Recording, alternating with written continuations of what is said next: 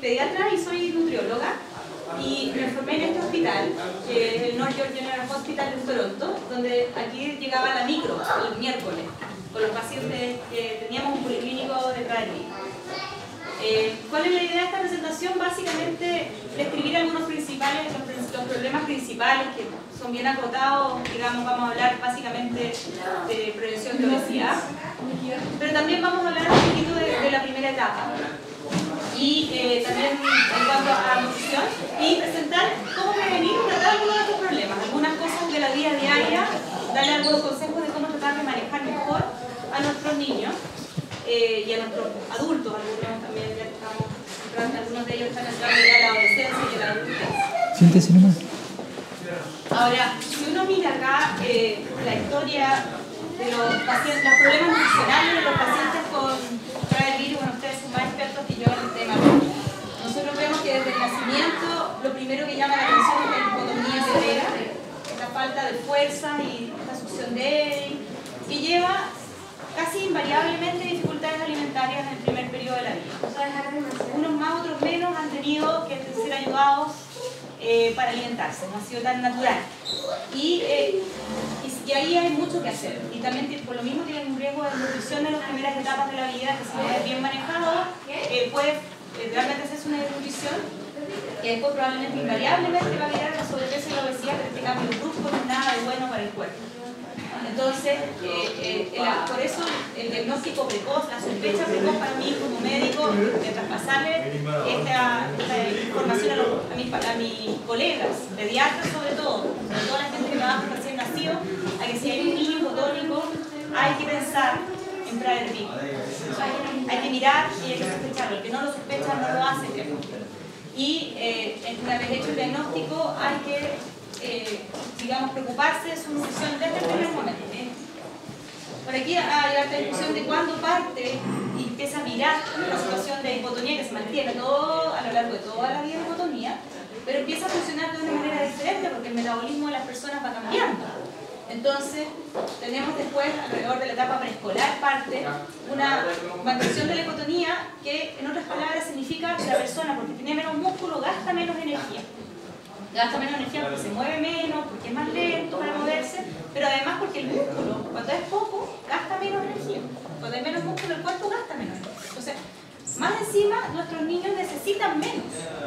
No necesitan lo que necesita un paciente o una persona que no tiene Prader-Willi. Y se empieza a desencadenar este fenómeno que es crucial, desde mi punto de vista, que es la hiperfagia. Esta hambre, este descontrol del apetito. Que se podría decir un apetito descontrolado, de manera de decirlo. Asociado a eso, después vamos a hablar un poco más de hiperfagia, para que no piensen que están así a la pasadita nomás. Después, asociado a eso están los factores del ambiente que todos los vivimos, que es por qué nuestro país y nuestro mundo se está volviendo obeso. Eso es una cosa universal y nos afecta a todos por igual. Los pacientes los niños con Prader-Willi no están exentos de este problema, es que estamos muy sedentarios, la vida ha cambiado mucho, el auto se usa mucho, no nos movemos, tenemos que pagar para ir a un gimnasio, podemos movernos un rato porque en la vida diaria en realidad como que no nos resulta movernos mucho. Y el exceso de azúcares y de grasa están presentes en nuestra alimentación actual y que cada vez han sido más densificados, o sea, cada vez una cosa más densa en cuanto a grasas y a calorías, por lo tanto ese efecto que a todos nos está sucediendo, el problema es que todos tenemos que preocuparnos de comer un poco más sano y de disminuir y de movernos más, los afecta con mayor preponderancia a los niños con Prader-Willi debido a su otro factor. Y bueno, después de la adultez y vejez, a mí me tocaba ver bastantes pacientes ya con cierta edad, no sé, hasta 60, 70, 60 años creo que era el mayor que teníamos, que en realidad la hipotonía se mantiene nuevamente y hay de nuevo otros problemas, que son el problema derivado de un paciente hipotónico y que ya está haciéndose menos activo por problemas articulares, por problemas de corazón, por hipertensión, cosas que van pasando a lo largo de la vida de cualquier persona, pero que aquí se hacen más importantes debido a la obesidad importante que hubo antes. Y por lo tanto, si uno no hace una modificación, es probable que tengamos mayor mortalidad y menor calidad de vida durante los episodios de adultez. ¿Ya? Esa es como la historia natural. Ahora, lo que yo quiero que de hoy día salga, principalmente un mensaje acá, es que nosotros podemos modificar esta historia natural. Si bien es cierto, con los pacientes con Prader Willi no podemos modificar los genes, sí podemos modificar el ambiente. O sea, probablemente no vamos a poder modificar ni la hipotonía ni la hiperfagia. Sí, la podemos modificar, la podemos mostrar como un poco, la hiperfagia, pero esto sí se puede modificar. ¿Ya? Entonces, vámonos un poco al periodo neonatal, así para darles una pincelada de que ustedes todos lo han vivido, y pienso yo. La succión es bastante débil, prácticamente inexistente en algunos, dependiendo del tipo, digamos, del fenotipo, puede variar un poco. Los niños en general no parecen hambrientos, a diferencia de otros niños en que avisan y lloran en la noche, se despiertan. Estos niños generalmente no presentan estas señales. Se hacen necesario habitualmente alguna ayudita, chupetes especiales, formas de posición especial. En algunos casos se plantea la alimentación con sonda nasogástrica, en algunos casos también hemos tenido gastrostomía, que es hacerle un hoyito ahí en la guanita para que se puedan alimentar, en los casos más severos. La gran mayoría de los niños necesitan una ayuda de posicionamiento especial, de apertura de la boca, de mantener el cuello, porque cuesta mucho posicionarlos, digamos, de la mejor manera para que sea seguro, además de alimentarlos. Esa es la otra cosa. Entonces, bueno, debido a todas estas necesidades nutricionales, muchas veces estos pacientes desde el periodo recién nacido se quedan un día más hospitalizados, a veces se quedan pegados en la neo, porque requieren ayuda extra, y ahí es donde tienen que parar, los colegas tienen que parar las antenas y empezar a sospechar que no es solamente una dificultad alimentaria pura, sino que hay otro contexto, un paciente que tiene ciertos fenotipos especiales, genitales pequeños, qué sé yo, darse cuenta de que hay algo más. Ahora, claro, evidentemente, dentro de las primeras evaluaciones del pediatra en control sano, uno se empieza a encontrar con un niño con mucho rezago, con mucha flacidez, y eso es uno de los primeros signos. Entonces, como en el fondo ustedes ya lo saben, yo no vengo a contar nada, un poco hacer énfasis en que tenemos que educar quizás a la población que tiene que hacer el diagnóstico, que sospechar los gente que tiene los niños, ¿ya? Ahora, si podemos hacer como un modelo nutricional de lo que es Prader Willi, podemos decir que la hiperfagia en general es dudosa, hay distintos reportes de cada parte, hay un rango, y esa es la gran pregunta: ¿cuándo parto yo manejando una hiperfagia o cuándo parto previniéndola? Esa es la idea. No previniendo la que ocurra, sino que empezando a organizar mi hogar, mi ambiente, para que cuando venga esa hiperfagia no nos pille no preparado, o no nos pille sin digamos, la necesaria cambio ambiental. Y aquí, aparentemente, así como idea general, parece ser que empieza cuando empiezan a caminar. Cuando ya empiezan a tener más, digamos, libertad para acceder a otras cosas y todo. Eso es como más o menos en general. Hay variaciones, por supuesto. Y evidentemente la obesidad es el gran riesgo. Hay también la morbilidad asociada a la obesidad, como cualquier niño que es obeso tiene riesgo de enfermedades crónicas. Y básicamente ese es nuestro miedo cuando queremos prevenir la obesidad. La gran mayoría de enfermedades crónicas que se asocian a esto. Y lo difícil que es, digamos, lo difícil que es para un niño, porque nosotros estábamos acostumbrados en las décadas pasadas a encontrarnos con estas enfermedades en adultos de 50 y tantos años, por lo más bajo.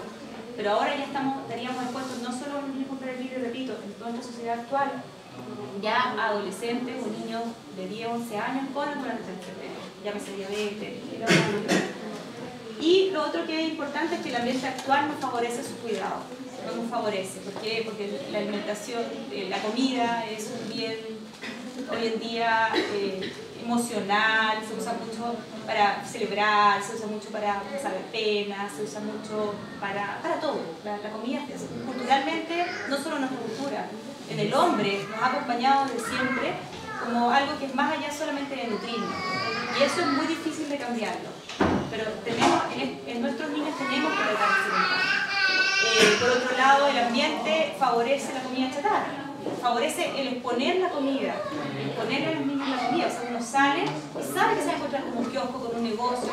Cuando uno pasa por una caja de cualquier cosa, de cualquier negocio, sabe que en la parte de abajo han instalado golosinas para que un niño de la edad, un niño pequeño, los mire. O sea, televisión, para qué decir el televisor, que es un bombardeo de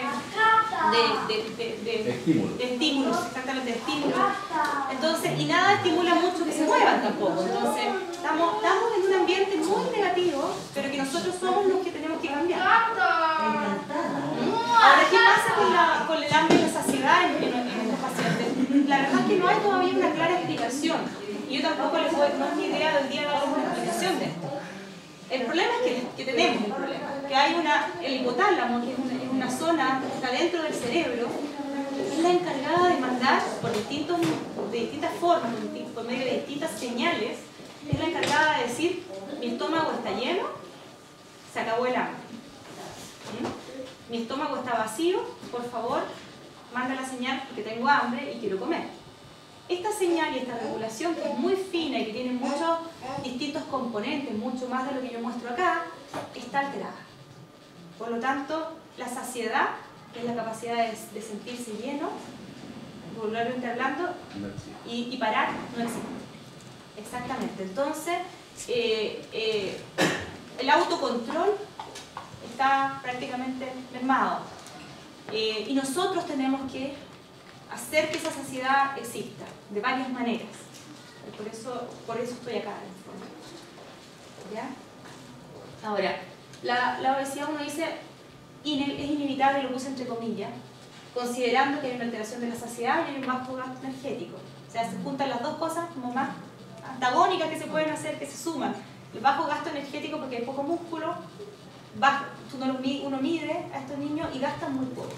Aunque se estén moviendo, gastan menos que el que se está moviendo al lado que no tiene Prader-Willi. Y por otro lado, esta sensación de saciedad que nunca llega, se juntan y obviamente generan una obesidad importante. ¿Es inevitable? Yo diría que no, yo diría que es evitable. Y por ejemplo, bueno, aquí siempre tengo varias fotos de niños canadienses que no los conocí en toda su vida, pero teníamos muchas fotos. ¿Ah? No son tan gorditos. Hay de todo, pero tenemos pacientes de los cuales nos sentimos muy orgullosos porque debido al manejo precoz, al anticiparse a los problemas, al estar como diciendo, es cierto, todavía a lo mejor no noto que tenga un hiperfagia importante, no noto que se desespere, pero hemos manejado el ambiente de tal manera que hemos logrado un niño con peso y talla normal para su edad. Un niño que siempre tiene que estar cuidándose. No significa que un niño delgado como él sea un niño que coma lo que sea y que... No, es un niño que ha hecho un trabajo durante toda su vida para él y sus padres. O sea, es que al principio fueron sus padres. Pero después es él, más que nada. O sea, tiene que ser un enseñarle a cuidarse, pero yo diría que los pacientes con Prader-Willi uno siempre necesitan una mano amiga que les ayude. Es difícil que se autocuiden. Ahora, complicaciones de la obesidad, la verdad es que son tantas que me caen, son más de las que están en la diapositiva obviamente, pero quería hacer énfasis en algunas y tampoco es mi idea asustarlos ni nada, pero es importante que lo sepan. Y son más o menos de conocimiento popular. La enfermedad coronaria, el problema de tapar las arterias, taparse las arterias en el fondo por exceso de grasas y de azúcares, que puede llegar finalmente a un infarto o una insuficiencia cardíaca. La diabetes, que tenemos tanta diabetes en nuestro país hoy en día debido al alto consumo de alimentos altísimos en azúcar. El hígado graso, que es la acumulación de grasa en el hígado, como su nombre lo dice, debido al exceso de grasa corporal. La obesidad, para que no partí definiendo la obesidad, pero más allá de un peso alto, es el exceso de grasa elevado en el cuerpo. Los problemas de la ambulación. Y todo lo que está en este disco lo puse porque es más, todo el resto, el riesgo de la enfermedad coronaria, de la diabetes y del hígado graso en un paciente con Prader-Willi es igual a la población en general. O sea, si tú pones un paciente con sobrepeso, obesidad, lo comparas con uno que tiene Prader-Willi, con sobrepeso y obesidad tienen los mismos riesgos. Pero en este caso los problemas se acentúan por características particulares del síndrome. El problema de la deambulación, porque son hipotónicos, por lo tanto cuesta más mantener una deambulación, una caminata constante debido a la más baja masa muscular. La apnea del sueño, que sabemos que nuestros pacientes tienen altos índices de apnea del sueño por diversos motivos y que debido al exceso de grasa empeora porque ocupa espacio en el cuello, ocupa espacio dentro de la boca, disminuye la funcionalidad de los pulmones. Problemas circulatorios, estoy hablando más bien de circulación periférica, en general, debido también a, no se sabe muy bien, pero suelen tener más riesgo de varices, de irrigación periférica, y la osteoporosis, que se sabe que ellos tienen mucho más riesgo de osteoporosis, por lo tanto se acentúa el riesgo de caídas, de fracturas y todo eso. Ahora, bueno, aquí un ejemplo de la enfermedad coronaria, yo siempre se lo muestro a los niños, fíjense. Porque a los 4 años ya hay acumulación de cierta cantidad de grasa en nuestras arterias, en la arteria de los niños. Antes se creía que la arteriosclerosis era un problema de adultos y que no había que preocuparse durante la niñez. Pero ya hay acumulación en una persona que está comiendo muy mal. Y esto es progresivo, esto es alrededor de los 10 años. Y aquí ya tenemos una persona de 30 años y ya después una persona de 60 años. Entonces, mientras más precoz parta esto y más severo es, ya estamos, digamos, con un riesgo alto. Y eso, como les digo, población general. No estoy hablando en particular de Prader Willi. ¿Ya? Ahora, el componente nutricional en el manejo del paciente con Prader Willi es esencial. Es una de las claves. Es muy importante manejarlo. Ustedes saben que el manejo tiene que ser multidisciplinario. Hay varios profesionales que están, digamos, enrolados en esto. La genetista es de principal importancia porque es la que hace el diagnóstico, la que los conoce, la que hace los nexos, la que lo ve en forma generalizada, en términos globales. Una doctora de cabecera. Claro, La que lo deriva. sí. Exacto, la que hace las derivaciones y todo. Ahora, los profesionales de nutrición, esta especialidad que tengo yo en nutriología es algo nuevo. Hace años atrás no había nutriólogos infantiles porque el problema de la nutrición infantil no era un tema excepto los desnutridos, que los veían los pediatras generales. Entonces ahora esta especialidad nueva no hay en todas partes, pero siempre va a haber al pediatra, un nutricionista, y la idea es que formemos grupos de gente que sepa más del tema, que los va a poder ayudar, los va a poder guiar. Y yo personalmente aquí les ofrezco mi ayuda de todas maneras. Si estamos fuera de Santiago, igual guiar a algún colega. La idea de nosotros es formar más gente que sepa de esto. ¿Ya? Ahora, Paulina, sí. En relación al manejo ambiental y al punto, ¿no es cierto?, de abajo de educar la comunidad, el problema de la autoabastecer de comida es claro que en los más pequeñitos es más fácil el colegio, ¿verdad? Porque están en la casa. Luego cuando ya van a los colegios se inicia un problema. Y cuando ya salen, en el caso de mi hija, al mundo del trabajo, es 3 veces más el problema. Entonces, me pregunto yo, ¿con qué recursos o con qué herramientas cuenta uno para controlar lo no controlable, ¿verdad? Mire, vamos a hablar de manejo ambiental un poco más adelante. Esto es un punteo. Y sí, o sea, estoy totalmente de acuerdo. Me parece súper inteligente tu pregunta porque es yo diría que es lo principal. Y vamos a ver que en la diapositiva siguiente ahí lo voy a desarrollar, ¿les parece? Claro, entonces, es importante el manejo nutricional, es importante el ejercicio mantenido. Mira, la verdad es que va a depender del paciente. Es que por eso va a depender del paciente, porque uno no debe esperar empezar a hacer ejercicio cuando ya hay daño articular, o sea, en cualquier momento hay que partirlo. Pero va a depender, porque si tenemos un niño que no está con sobrepeso, él podría hacer cualquier ejercicio. Si hay un poco de hiperactitud y hipotonía, a lo mejor, obviamente, los deportes que son, no sé si lo pondría a trotar en una superficie dura como el cemento. Si tenemos más riesgo de algunas lesiones articulares debido a la laxitud aumentada y a la hipotonía, por ejemplo. Pero en general, todos aquellos ejercicios como tan simple como el caminar, como el nadar. Me preguntan los ejercicios que hacen en el colegio. Es que eso va a tener que ser visto caso a caso, porque en el fondo, acordémonos que tenemos pacientes eutróficos que están en talla y peso normal, tenemos pacientes con sobrepeso, tenemos pacientes con mucha hipotonía y tenemos pacientes con un poquito menos de hipotonía. Y por eso también es importante ver a la paciente caso a caso, no hay una receta de cocina para todo. Pero lo que sí es importante, más que como deporte, es moverlos, hacerlos caminar, sacarlos a la plaza, sacarlos del ambiente de la cocina o de la comida, que también tiene un efecto distractor, un efecto también de disminuir la ansiedad, que es muy importante. O sea, el mejor remedio para la ansiedad en un niño es el deporte. Claro, entonces, por eso es tan importante que lo hagamos. Tiene muchas aristas de ejercicio y yo creo que tiene que ser visto caso a caso. Pero ya en pequeños niños de menos de un año estamos recomendando hacerlos rodar, ponerlos de guatita para estimular la parte, porque en el fondo tiene dos efectos. Uno, gastar calorías, pero uno más importante es fortalecer la musculatura. Mientras la musculatura que es poca, los niños con Prader-Willi está más fuerte, vamos a generar un cuerpo que es más eficiente para gastar. Y vamos a mejorar postura, muchas cosas. Entonces es variable. Ahora, y por eso puse evaluación caso a caso. Y lo otro que el manejo, bueno, el manejo ambiental yo diría que es la clave, lo angular. Porque decía yo, no podemos cambiar los genes. No podemos disminuir un poco la hipotonía, podemos manejar el equipaje. ¿Cómo manejamos el equipaje? Con el ambiente, con un ambiente seguro. Que lo vamos a ver a continuación. Y lo otro que es muy importante, sobre todo cuando el niño ya es más grande, es empezar a educar y a integrar a toda la comunidad implicada en esto. Empezar a explicarle a la gente sin miedo, sin vergüenza, abiertamente, cómo funciona nuestro hijo y cómo debiera funcionar. Y escucha que cuesta. Cuesta traspasarle a los abuelos que no tienen que darle comida aunque lo quieran mucho, o a los profesores o a los compañeritos del colegio. Cuesta mucho, pero yo tengo el ejemplo de una paciente que tuvimos en Canadá, que ella le llevaba el libro al profesor y se lo disertaba una vez al año al profesor nuevo que tenía en clase y se lo mostraba, el libro del semáforo. Ella se lo mostraba para que, se lo vamos a mostrar, que algunos todavía no lo conocen.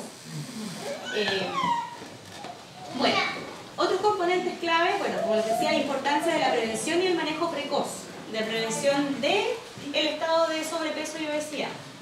Y eso es clave, o sea, se puede prevenir. Se puede partir, por eso es que estamos tan entusiasmados con los más chiquititos de que vengan, para poder enseñarles a prevenir, a detectar en qué minutos, ¿ya?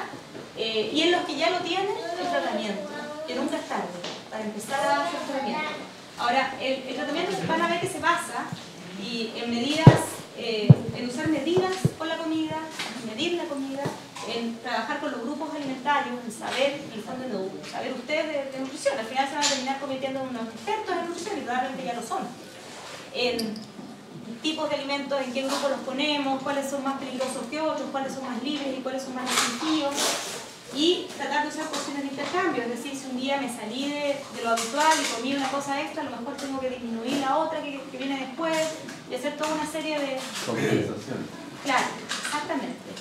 Y bueno, lo otro que es algo que a ustedes les puede sonar un poco extraño, pero para nosotros como del área nutricional muchas veces es tan difícil calcular a un niño, porque si ustedes se fijan, la mayoría de las cosas están hechas por kilos de peso.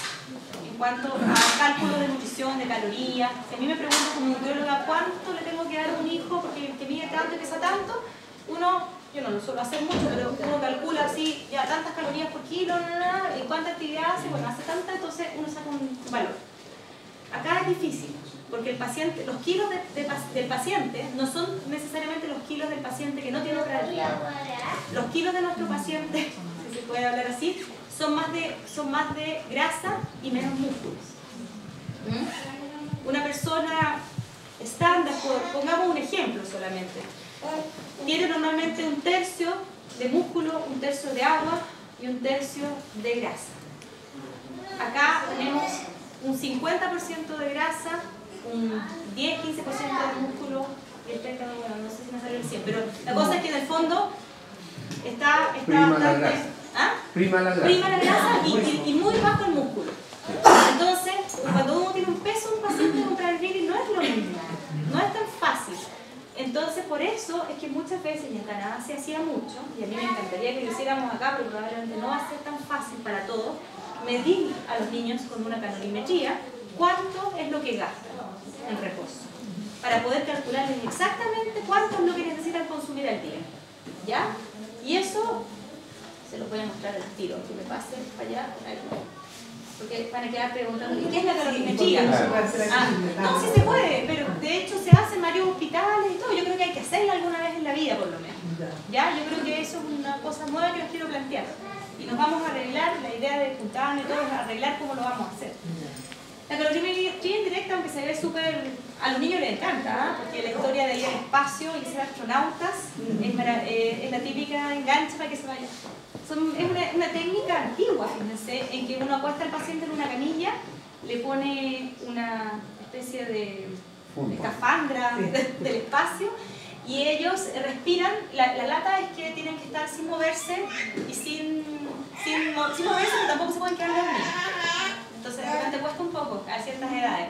Tienen que estar como 20 minutos acostados. Generalmente les decimos que lleven un libro, algún videojuego o algo, porque la máquina les mide cuánto oxígeno utilizan y cuánto CO2 botan. Y mediante ese cálculo les calculan, de nuevo le hacen una relación de cuánto es lo que gana en reposo. Y con eso nosotros podemos calcular cuántas calorías necesita. Ahora, es importante, pero también es importante, o sea, es importante el cálculo, pero más importante es lo que ustedes van a hacer con esa información, ¿cierto? Muchas veces podemos tener muchos números, entonces claro, es importante, pero vamos a ver qué es más importante. Ya, entonces, como les decía yo, el ambiente es lo único modificable. Podemos modificar también harto con la hormona del crecimiento, podemos modificar bastante con el ejercicio, es parte del ambiente. Pero aquí es fundamental que ustedes entiendan que el manejo de estos niños es diferente, en el sentido de que tenemos que reducir la actividad sedentaria dañina más que en los otros pacientes. Dañina decimos en esta actividad que es el frente al televisor, computador. Ellos son muy buenos para el computador, o sea, son muy hábiles. Pero hay que saber que muchas horas sentados, sin hacer nada, hacen que en el fondo perdamos tiempo de que él pueda estar moviéndose, generando más músculo. Y por otro lado, la televisión, como ustedes bien decían, es un constante bombardeo de estímulos de alimentación. Y generalmente no la alimentación más saludable que queramos. Entonces, es súper importante que los niños tengan un horario para hacer esto, pero que no sea toda la tarde. Que tratemos de reducir la actividad sedentaria en extremo, ¿ya? Yo creo que en ellos es muy importante. Ahora, por otro lado, es tan importante estimular actividades lúdicas de todo tipo. Cuando los que tienen adolescentes sabrán que son muy hábiles manualmente, son muy minuciosos. Y por otro lado, también yo creo que es importante para disminuir la ansiedad de estos pacientes estimularles su actividad. Yo tenía un paciente allá que hacía joyas maravillosas, de plata. Un cabro que yo creo que debe estar vendiendo su joya y le está viendo súper bien. Y que partió haciendo collares y todo, y era una cosa que a él lo llenaba completamente, y es un niño que botaba mucho su ansiedad por ese lado. ¿Ya? Ahora, eso es una actividad un poquito sedentaria si ustedes lo quieren, pero no lo llevaba a la ansiedad, la comida y toda la cosa. Por eso puse actividades dañinas y otras que son lúdicas. Ahora, por supuesto que si podemos sacarlo a pasear, llevarlo a un club de amigos y que corran todos, o sacarlo a andar con una pelota de básquet, o chutear una pelota de fútbol, fantástico. Ahora, otra cosa que es importante, por ejemplo, son las caminatas después de las comidas, porque los niños quedan con ansiedad después de terminar la comida y tienen ganas de seguir comiendo más.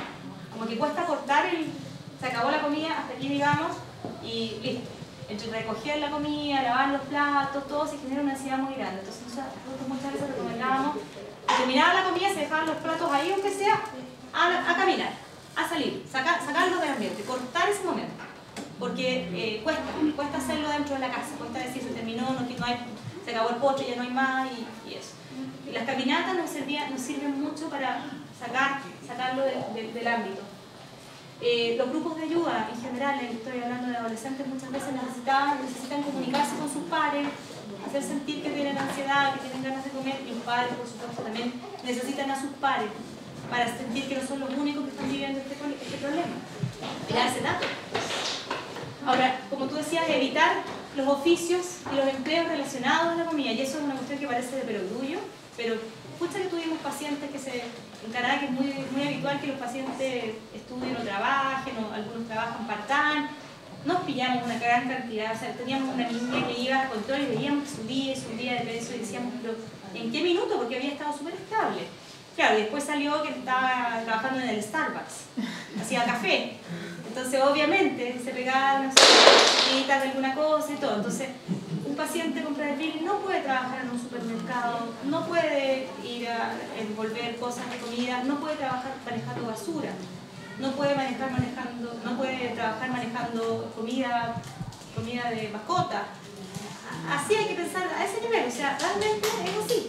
Los niños no pueden estar en el momento, porque Porque es una cosa que hay varios estudios que demuestran que cómo se genera la ansiedad de un paciente con Prader-Willi visualmente. El olor y la vista. O sea, si uno ve un alimento, si nosotros tenemos aquí alimentos, ellos se van a poner nerviosos y van a querer. Si nosotros tenemos todo guardado, es probable que eso no ocurra, que disminuya bastante, ¿ya?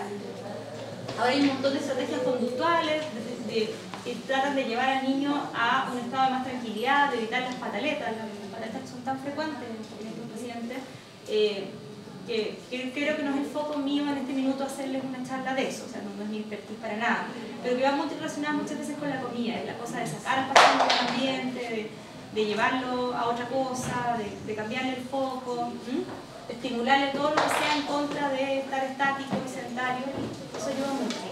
Ahora, también hay que considerar la somnolencia y la letargia que tienen nuestros pacientitos, que son generalmente un poquito más flojitos, que a veces en la mañana están como más lentos y todo, y de repente no es el momento de meterlos a hacer actividades manuales, quizás.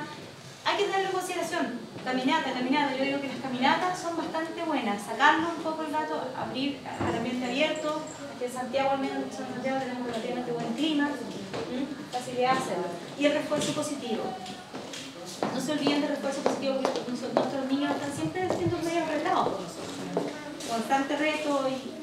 Entonces, cuando lo hacen bien, cuando han llevado una buena semana, no han hecho pataletas y se han comido bien y qué sé yo, y han hecho deporte, justo que hay que felicitarlos y abrazarlos y darles cariños, o sea, demostrarles más cariño y premiarlos así.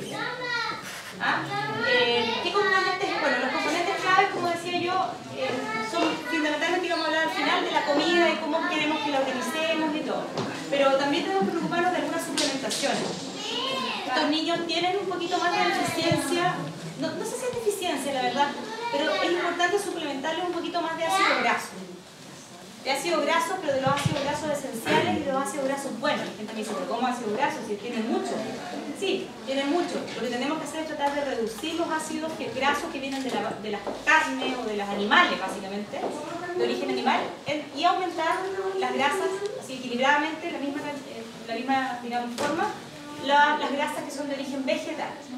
Y ahí estamos tratando de...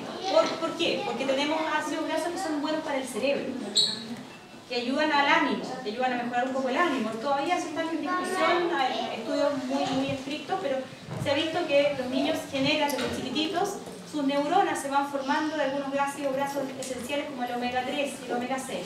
Y esos ácidos grasos están fundamentalmente en los vegetales y en el pescado.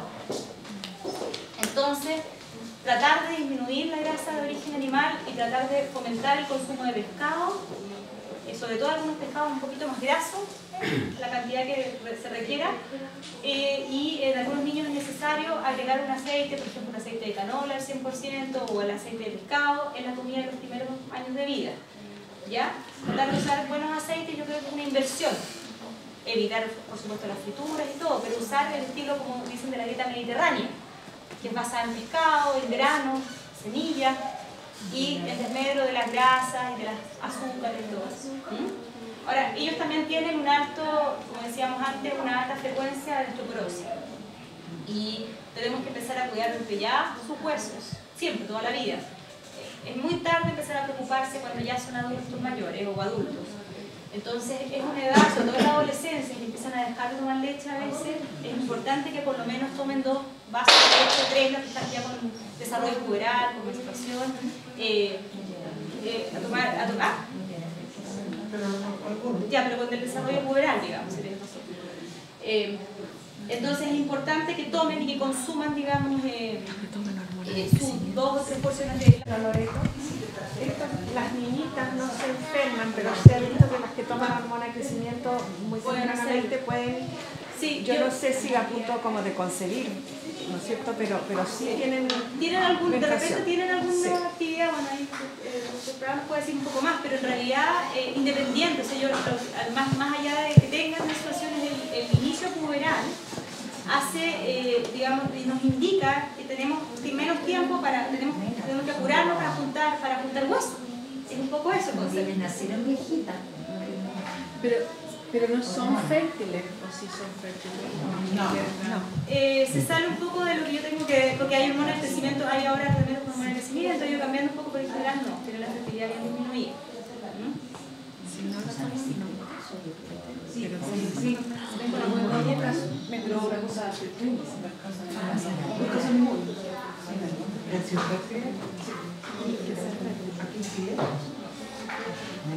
lo otro es el fierro. El fierro que hay que administrar muchas veces, dependiendo de la... Y eso, por eso es caso a caso. No todos los niños están con suplementos de fierro, porque si comen buena cantidad de carne, toman leche, toman algunos alimentos, depende de la calidad. Recuerden que tenemos muchos niños que son obesos o tienen un sobrepeso importante, pero que comen muy mal. Que comen más galletas, más pan, más esto, y no comen algunos alimentos. Entonces hay que ver esa parte. Porque el fierro... A propósito de lo que estás hablando. Por ejemplo, ¿es recomendable entonces hacer un perfil bioquímico y que el médico vea dónde están las deficiencias o los excesos? Yo creo que en algún minuto de la vida hay que hacer perfil bioquímico, pero lo más importante es hacer una encuesta alimentaria. Porque cuando una persona me cuenta cuánto está comiendo de cada grupo, yo puedo saber perfectamente si hay riesgo de anemia o no. Y con el examen físico, si se ve pálido y todo, con todo eso, se va a hacer un perfil bioquímico. Pero primero, antes del examen, ahí viene toda la historia del paciente, que es importante. ¿Ya? Y otros multivitamínicos, porque son de repente hay pacientes que son deficientes en vitamina B12 porque no comen carne, o otros que no comen verdura, entonces tienen deficiencia de vitamina B. Eso es como todo el mundo, no tiene una característica particular. Pero como a veces son más desordenados para comer, en algunos casos más importante el problema de hiperfagia y se llenan de alimentos que no son necesariamente nutritivos, hay que chequearlo, ¿ya? Y bueno, hay que considerar el efecto de la hormona del crecimiento que afecta bastante el curso natural de todo. De repente tenemos, tienen ustedes que saber que la hormona del crecimiento aumenta un poco la masa muscular, entonces mejora el gasto de los pacientes. Y eso lo vamos a ver en una curva que tengo más allá para mostrárselo. Ahora, aquí en relación a lo mismo, ¿qué es normal, decimos nosotros? Porque ¿cómo sabemos que es normal? Tenemos que tener las metas en general con los pacientes, las metas nutricionales. Están basadas en ajustarle según la masa muscular que tiene el paciente, que también se puede medir con bioimpedanciometría, que es un examen que se ponen dos cositas y se mide cuánto músculo hay, pero que también a veces se puede estimar, examinando al paciente, viendo cómo se mueve, tocándole los brazos hasta atrás, uno puede estimar un poco la musculatura y ajustarle ese peso para su talla. Tenemos que saber, y nos voy a mostrar una curva, qué es lo normal para un paciente con Prader-Willi. ¿Es normal que esté en la curva de la gente que no tiene Prader-Willi? ¿Debiéramos usar la curva de Prader-Willi, que hay una curva de Prader-Willi? Yo creo que ahí hay harta discusión. En general, yo recomiendo no usar una curva especial, porque no le estamos exigiendo nada. Estamos poniendo a todos nuestros niños con Prader-Willi y queriendo que todos sean obesos. Cuando no, yo creo que no. Esa curva no nos sirve para medirnos. Pero sí tenemos que hacer algunos cambios en la curva. Por ejemplo, aquí nosotros sabemos que nuestros niños son más bajos, ¿verdad? Esta es la curva de talla versus edad. Nosotros sabemos que estos pacientes en general están bajo el percentil 3 en talla, la gran mayoría, sin hormona de crecimiento. Son niños que, según el potencial genético del padre y la madre, van a ser más pequeñitos, más bajitos. ¿Ya? Por lo tanto, nosotros no le podemos pedir a este niño que tenga una curva tenga un peso dentro de la curva. Tenemos que pedir una curva más abajo. Y esto es habitual, es como la historia natural que nosotros vemos de un paciente que empieza hasta los 3-4 años, está más o menos bien, con una talla y un peso que va más adecuado con la talla, y de repente se nos empieza a disparar hacia arriba y va cruzando percentiles y va llegando hasta el otro lado y saliendo.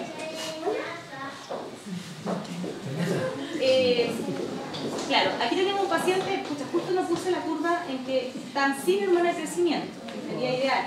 En los niños que tienen hormona de crecimiento, uno trata en el fondo la curva es prácticamente la curva de un niño normal, lo que uno pide, que estén de acuerdo a su talla. Si su talla está en el percentil 10 o 15, su peso en el percentil 10 o 15. Pero los pacientes con Prader-Willi que no tienen hormona de crecimiento, nosotros tenemos que pedirle, como tienen menos masa muscular, tenemos que pedir, la talla no la podemos manejar porque eso viene de genes, igual lo manejamos con la nutrición adecuada, pero el peso tiene que ir más abajito, tiene que ir un camino más abajo, un caminito más abajo de lo que lo que le pediríamos a un paciente sin Prader. Eso en términos generales. Ahora, eso no es preocupación de ustedes, esa es preocupación mía. pero es bueno que lo sepan.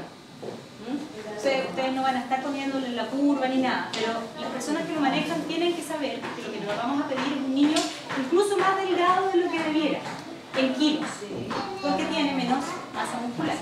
¿Ya?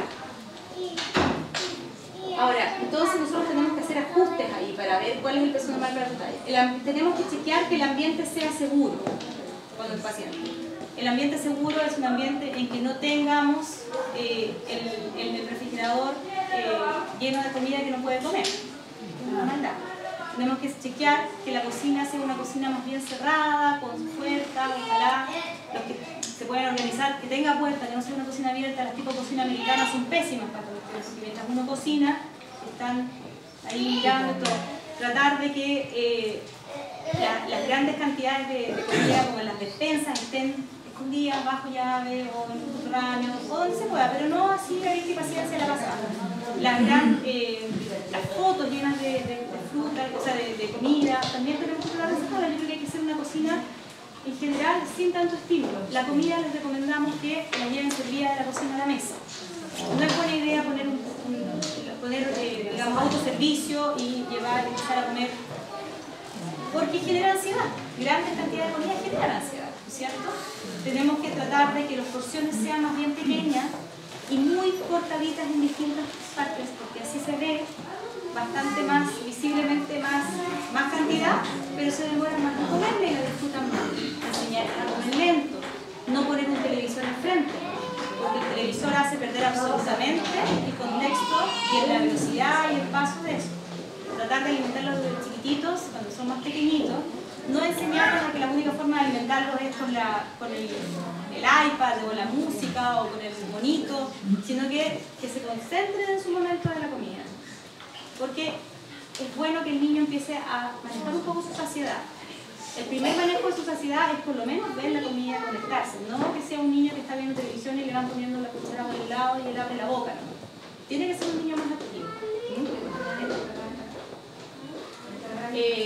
Entonces aquí vamos haciendo como un tiqueo. El peso normal para su talla, sí. El ambiente es seguro, ok. El acceso a la comida, es decir, el acceso a la comida es seguro, o sea, no tenemos cerrado. Hay muchos papás que han determinado ponerle una llavecita, ponerle un candado, y nosotros francamente lo recomendamos en ciertas etapas. Y muchos padres sienten que es súper duro para ellos, pero en realidad ellos saben que no tienen libre acceso, la ansiedad disminuye mucho. Y si la ansiedad disminuye mucho, estos pacientes en general andan más tranquilos, estructurar mucho los horarios de comida. Ellos saben que tienen un desayuno, una colación, un almuerzo, una colación, qué sé yo, un tecito y la comida en la noche. Y cuando tienen esa estructura, los niños, cualquier niño anda mucho mejor que esa cosa de que de repente apareció un montón de comida de la nada y claro, claro,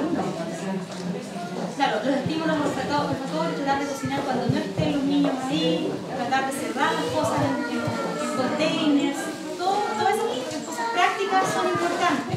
Y son importantes empezar a hacerlas antes de que el niño desarrolle la hiperfagia. Porque cuando ya está la hiperfagia ahí, mucho que cuesta, digamos, se tiene que ser preventivo y gradual. Lo otro y eso hace muchas veces que el hambre no sea incesante, que el hambre se mantenga simplemente controlado. El no tener el estímulo visual constante y permanente. Y eso pasa por hablar en el colegio también. Por a lo mejor dejar que el niño ese día, que los niños coman en un lugar aparte, que no tengan que ir al buffet, o que les ayuden a servirse su comida y se sienten a comer, y no tengan que pasar por el cucharón y servirse, porque eso es una tentación tremenda para ellos, les genera mucha ansiedad. ¿Ya? Ahora, por otro lado también, hay que balancear todas estas indicaciones porque el niño sea un ser independiente también, tenga cierta independencia. No podemos ir al colegio con él, no podemos mandarlo con alguien que lo vigile. Hay casos en que sí se hace, ¿eh? Hay personas que van con un chaperona, alguien que los ayuda, había ese servicio, de hecho, está público, ¿sí? Había muchos niños que iban con alguien que los ayudaba y los ayudaba en esta instancia. Es probable que en Chile sea un tema difícil plantearlo, pero también por otro lado, nosotros queremos que nuestros hijos lleguen a ser independientes. Pero yo creo que la independencia, en cuanto al manejo de la comida, no se va a poder lograr nunca. Pueden ser independientes en vestirse, en ir a trabajar en alguna cosa, en bañarse, en dibujar, en pueden guardar su ropa, hacer su cama, todo eso. Pero en cuanto a decirles ya, hijito, prepárese usted su comida y hágase su colación, yo creo que o sea, eso es un concepto clave. En esa parte no va a haber intervención. Y lo otro es que cuando uno es consistente como padre y uno se pone de acuerdo con su marido, con su señora, con su mamá, con la gente con quien vive, con la nana, y vamos a hacer todos lo mismo, y tenemos el mismo discurso, y los horarios son iguales, y las normas son iguales, la ansiedad de los niños va a bajar. Saben que nadie va a salir con otra cosa. No hay nada más que genere más ansiedad en un niño cuando el papá dice una cosa y la mamá dice otra cosa. Y empiezan a discutir o a hacer la indicación. Entonces yo creo que eso como crianza, en términos sobre todo de nutrición, es muy muy importante, que sea consistente la indicación. Los horarios son los horarios, se cumplen. Habrá días para hacer algún desbalance, desbarajuste, siempre hay, pero todo es en acuerdo. Ahora, esto ya lo vimos, ¿cuál es el peso óptimo para un individuo? Ya lo vimos que es difícil usar la calorimetría para calcularlo. Y cuando no hay calorimetría tampoco está todo perdido, ¿eh?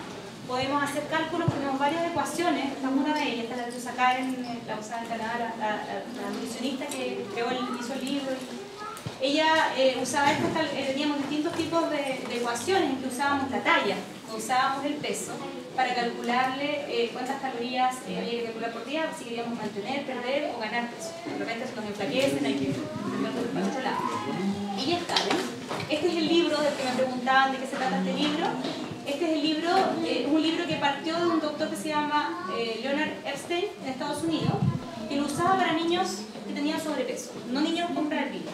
Pero Karen Barco, que era la persona con la que yo me formé, una de las nutricionistas con la que me formé en Canadá, lo modificó para niños con prediabetes.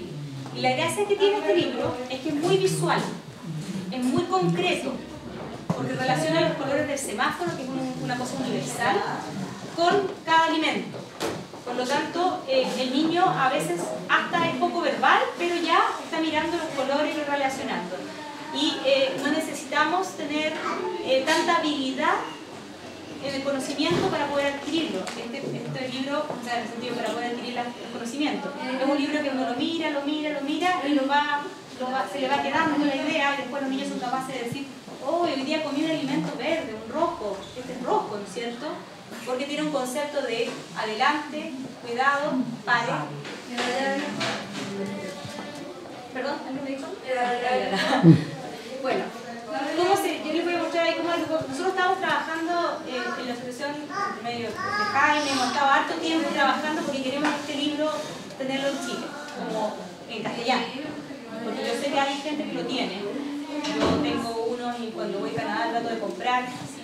Pero en realidad, y en realidad yo tengo porque me los regala Karen, la persona que la dueña del libro, entre comillas, que la dueña de la asociación de padres voluntarios, está encantada de que nosotros lo podamos usar, porque hay un montón de cosas administrativas entre medio, de que hay derechos de autor, etc. Entonces por el momento yo creo que lo vamos a empezar a usar como un manualcito pequeño que queremos que ustedes lo conozcan y lo difundamos, y que lo usen, básicamente para eso, para que ustedes lo usen y lo apliquen en su vida.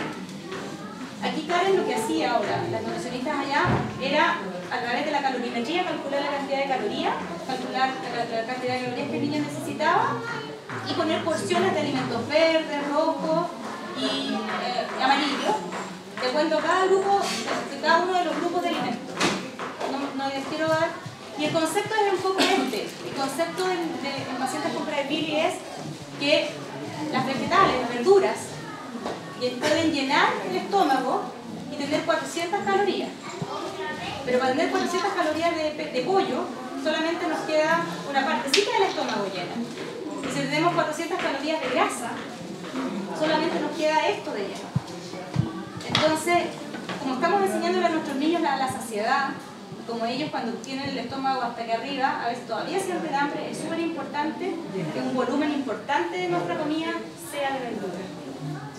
Y ese es el concepto puntual de esto. Ahora, aquí por ejemplo tenemos los alimentos verdes. Esta me hizo una paciente que es diseñadora y que encontró que mi libro era muy gringo, así que ella hizo la versión chilena. Nos ha servido mucho. Y en el fondo tenemos aquí los alimentos verdes que dicen siga, consumo libre, pueden repetirse. Llenen el plato de la mitad del plato de verdura y si tienen más hambre pueden comerse una segunda patita. todas las verduras. Y el agua. Los alimentos amarillos, cuidado, consumir con moderación. Todos los alimentos amarillos son muy importantes para la salud, nosotros necesitamos comerlos, pero tenemos que medirlos con medias tazas, con palmas de la mano, tenemos que tener una medida, no puede ser ilimitado. Y ahí tenemos las carnes, el pescado, los quesos, el huevo, y los panes, los tallarines. Todo eso tiene, claro, todo eso tiene que ser medido. Incluso tenemos aquí hasta la margarina. Y después, bueno, los rojos que quedaron bastante poco, que en el fondo que dicen panes. No se puede. Estos alimentos es importante que los niños los tengan claro que son alimentos que le hacen mal. Y que se van a poder comer de vez en cuando. Generalmente a los niños les decíamos un rojo una vez a la semana, un rojo cada 2 semanas, dependiendo del niño. Y que ellos tuvieran claro que de repente se pueden comer su porción roja, pero no tiene que ser lo habitual, tiene que ser lo extraño. Y si uno se fija, son muchas cosas que comemos diariamente, todos. Las cosas fritas, el pescado frito, los embutidos, las papas fritas, las bebidas, los conservas, los granos en conserva que uno a veces dice son tan saludables, todo, helado, azúcar. Me falta que poner uno de las bebidas un poco, que son importantes ponerlo acá. Y aquí es una cosa que yo siempre les indico porque quiero que van a preguntar cosas concretas a ustedes seguramente al final de esta exposición. La gente que concretamente lo que hacer. Entonces aquí hay una respuesta a algo concreto. ¿Qué les recomendaría yo? Que la mitad del plato fueran frutas y verduras. O sea, en este caso verduras, para la ensalada, no solo ensalada, pueden ser tortillas, budines, verduras a la parrilla, etc. Un cuarto del plato, que equivale más o menos a una palma de la mano del niño, debiera ser algo proteico. Necesitan proteínas para seguir creciendo, por supuesto. Entonces ahí están los pescados, el huevo, la carne, algunas semillas. Claro que comamos semillas, la verdad no es habitual en nuestra cultura, pero las legumbres también pueden estar ahí. ¿Ya? Y ojalá lo más magro posible, o sea, sacarle toda la grasa, comprarle corte, de carne que tenga menos grasa. Y el otro cuarto, necesitamos que sea los cereales, el pan, los tallarines, el arroz, las papas. Necesitamos que sea lo más alto de fibra posible. Y ojalá, y la medida para un niño en general debiera ser media taza clásica. Y eso hasta la adolescencia prácticamente. Y todo el resto del plato, que acá no se ve bien porque son cuadrados, pero tiene que ser alta, porque las verduras son menos densas en general y una de las anteriores, ¿no es cierto? Adicionalmente necesitamos lácteos, dijimos 2 a 3 porciones, y frutas, ojalá 2 frutas distintas al día. Y si entre medio quieren comer, ojalá comer picotear verduras, picotear fruta. La osteoporosis, como les decía yo, es un factor de riesgo importante que es la disminución de la densidad de los huesos en cuanto a minerales.